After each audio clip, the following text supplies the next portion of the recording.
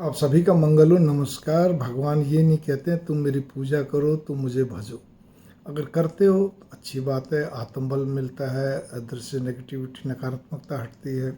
और बहुत सारे हमारे आचार विचार व्यवहार सोच मन वचन कर्म मन बुद्धि चित्त सब में एक अलग से एक सकारात्मकता पॉजिटिविटी बनी रहती है। लेकिन यदि हम नहीं भजते हैं, नहीं मानते हैं, समझ लीजिए कोई दिक्कत नहीं है, तब हमारे कर्म भी तो वैसी होनी चाहिए जैसे शास्त्रों में कह रखा है। शास्त्रों में तो बराबर कह रखा है, घर जीवन का पालन करते हुए, आजीविका के साधन को अपनाते हुए, सामाजिकता निभाते हुए आपको हमेशा क्या कहते हैं कर्म ऐसे रखने चाहिए। मन वचन कर्म बोलिए, मन बुद्धि चित्त से क्या कहते हैं आपके आचार विचार व्यवहार से, आपकी सोच से इतने शुद्ध होने चाहिए जैसा शास्त्रों में कह रखा है। लेकिन हम वो कर नहीं पाते हैं, हम उसको निभाने में असमर्थ हो जाते हैं। हमारे पास बहुत सारे कॉज होते हैं।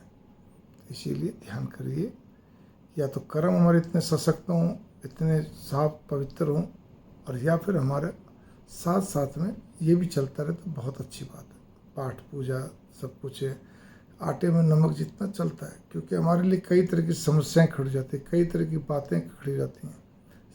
अब क्या करें क्या नहीं करें, कई जगह हमारे को आज की आधुनिक युग में हल्का फुल्का झूठ भी बोलना पड़ता है, बात को घुमानी पड़ती है बहुत स्लाइटली। चाहे आप साल में एक ही बार करते हो, लेकिन कभी कभी जरूरत पड़ जाती है। तो इसीलिए कोई ऐसी बात नहीं है।